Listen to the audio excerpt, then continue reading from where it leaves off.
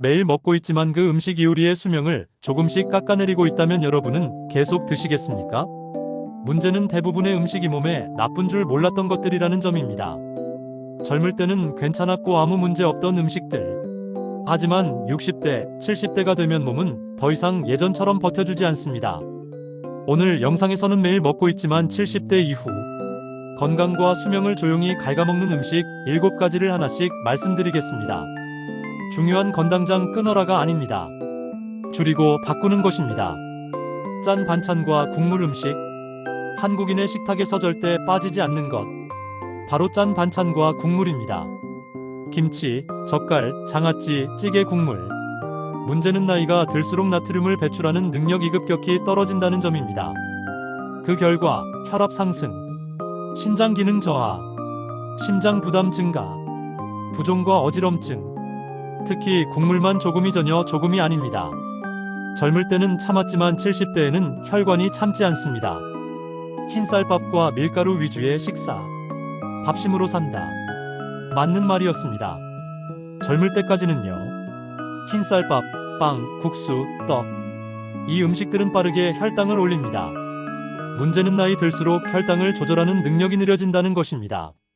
식후 졸림, 복부 비만, 당뇨 전 단계, 기억력 저하.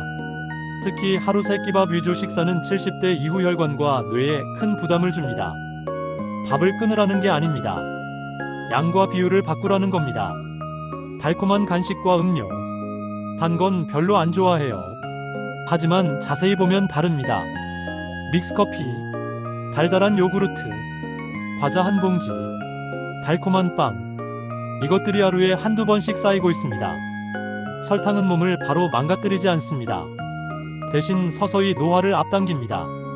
염증 증가, 면역력 저하, 피부 혈관 노화, 기억력 감퇴. 설탕은 먹는 순간은 즐겁지만 남는 건 후회입니다. 가공육과 햄, 소시지, 베이컨. 간편하고 맛있죠. 하지만 이 음식들은 편리함 대신 몸에 큰 대가를 요구합니다. 나트륨 과다, 방부제, 염증 유발 성분. 특히 70대 이후에는 이런 음식들이 장 기능 저하, 혈관 염증, 만성 피로로 이어질 수 있습니다. 가끔은 괜찮습니다. 습관이 문제입니다. 튀김과 기름진 음식. 젊을 때는 기름진 음식 먹고도 속이 괜찮았습니다. 하지만 나이가 들면 기름은 소화가 아니라 부담이 됩니다. 소화 불량, 역류성 식도염, 콜레스테롤 상승, 심혈관 위험 증가. 특히 밤에 먹는 튀김은 잠자는 동안 몸을 계속 일하게 만듭니다. 기름진 음식은 배를 채우지만 몸을 지치게 합니다. 단백질이 거의 없는 식사. 놀랍게도 70대 이후 수명을 갉아먹는 건고한 음식만이 아닙니다. 부족한 음식도 문제입니다. 밥과 반찬만 먹고 고기, 생선, 달걀 거의 없음. 이런 식사는 근육을 빠르게 줄입니다.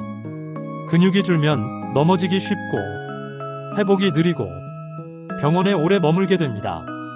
나이 들수록 단백질은 선택이 아니라 필수입니다. 늦은 밤 식사와 야식. 밤에 배고우면 어쩌겠어요. 하지만 밤 식사는 몸의 회복 시간을 완전히 망가뜨립니다. 소화기관 과로, 수면 질 저하, 혈당 불안정, 다음날 피로 누적. 특히 70대 이후에는 밤에 먹은 음식 이독처럼 작용할 수 있습니다. 밤은 먹는 시간이 아니라 회복하는 시간입니다. 오늘 말씀드린 음식들 솔직히 말하면 모두 익숙한 음식들입니다. 그래서 더 무섭습니다. 수명을 갉아먹는 음식은 특별한 독이 아니라 매일 반복되는 선택입니다. 중요한 건 완벽한 식단이 아닙니다. 국물 조금 줄이기, 단 음식 횟수 줄이기, 단백질 하나 추가하기, 밤에 먹지 않기. 이 작은 변화들이 70대 이후에 삶을 완전히 바꿉니다. 음식은 오늘을 즐기기 위해 먹는 게 아니라 내일을 살기 위해 먹는 것입니다.